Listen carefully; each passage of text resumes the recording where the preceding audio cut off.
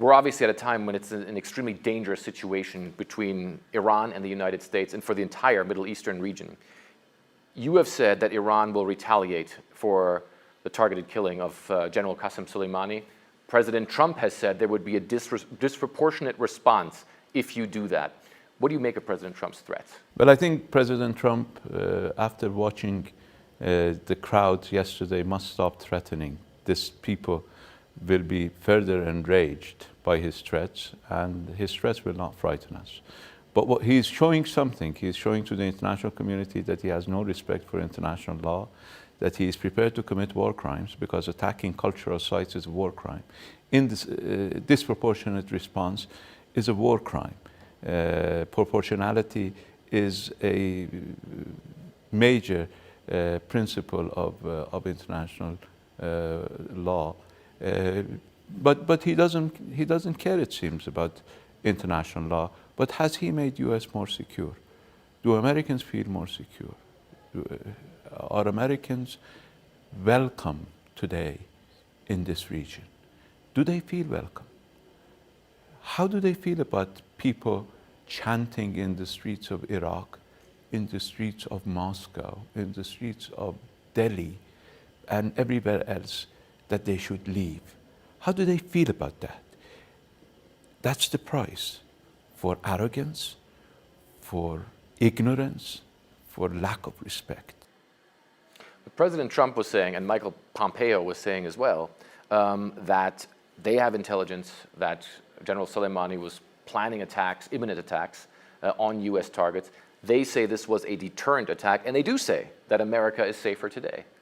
Well, they're either based on misinformation or they're lying.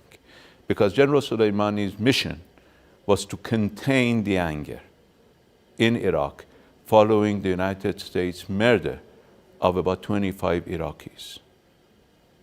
This is a very clear information that we had, clear information that the Iraqi government had. The government of Iraq has been on the record saying what he was doing. General Soleimani was the greatest force for stability in Iraq. He was the hero of the fight against Daesh, along with his companions, particularly Abu Mahdi al-Muhandis. They're revered by the people of Iraq. Did you see the funeral processions? Now, Mike Pompeo might like a video clip that somebody sent him showing a couple of people, 20 people celebrating. But did he close his eyes to see the huge sea of people mourning in Iraq and in Iran? Their days in our region are numbered. Not because anybody will take any action against them, but because they are not welcomed in our region. Your government and your leadership and the military here has vowed to take action against the United States. Well, what kind of retaliation is that going to be? The United States violated three principles: Iraqi sovereignty and the agreement that they had with Iraq. They got a response from the Iraqi parliament. They violated the emotions of the people. They will get a response from the people. They killed one of our most revered commanders and most senior commanders, and they took responsibility for it. This is state terrorism. This is an act of aggression against Iran, and it amounts to an armed attack against Iran, and we will respond.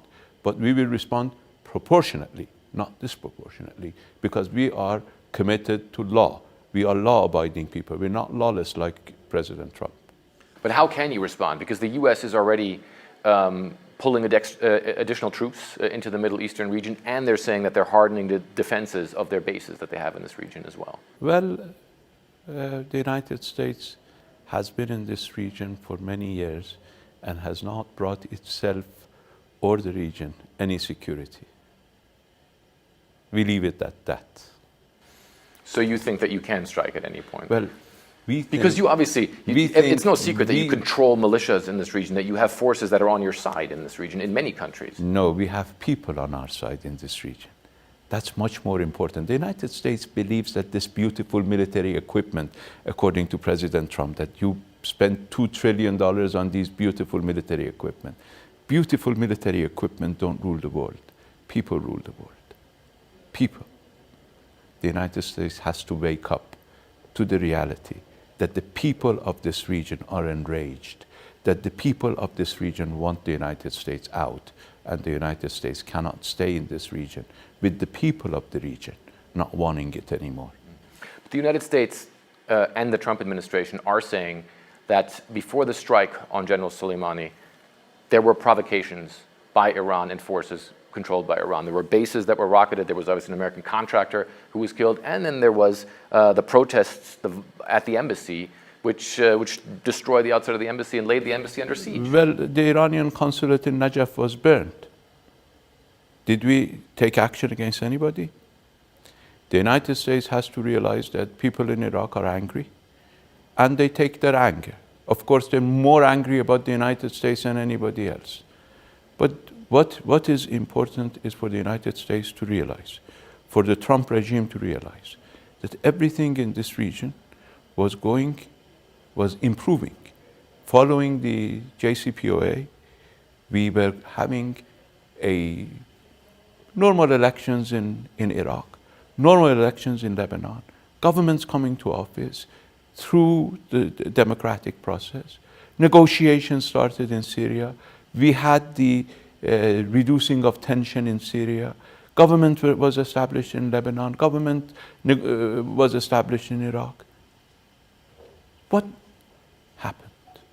The United States started a maximum pressure campaign, terrorizing Iranian people, making it difficult for Iranians to even get food and medicine from outside.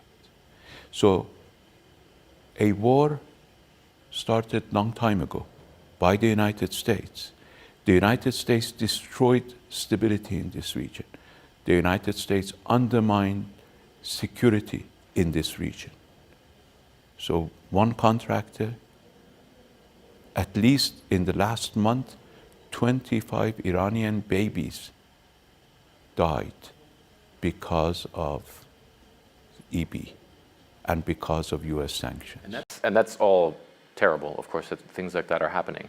But right now, isn't there a threat that all of this could descend into something much, much worse? No. You're saying you'll retaliate. They'll say they retaliate. Isn't there the risk of an all-out war that could destroy large parts of your country and the Middle East? We are sitting at our home. We will defend our own territory. We will defend our people. The United States can defend the United States. But the United States cannot even claim to be defending the United States 7,000 miles away from home. We are here. We will not move. We've been here for 7 millennia. We will continue to be here. The United States is a newcomer. Do you think it's even worth speaking to President Trump, or would it be worth speaking to him? Well, he doesn't need speaking. He has to realize that he has been fed misinformation. And he needs to wake up and apologize. He has to apologize. He has to change course. He cannot add mistake upon another mistake. He is just making it worse for America. He is destroying the US Constitution. He is destroying the US political process. He is destroying the rule of law in the United States. But that's not for me to say. That's a domestic affair of the United States. He has enraged the people of our region. He has killed people of this region. He has spent $1 trillion. He said that the US had wasted $7 trillion in our region. He has added another $1 trillion. Is the United States more secure today because of that?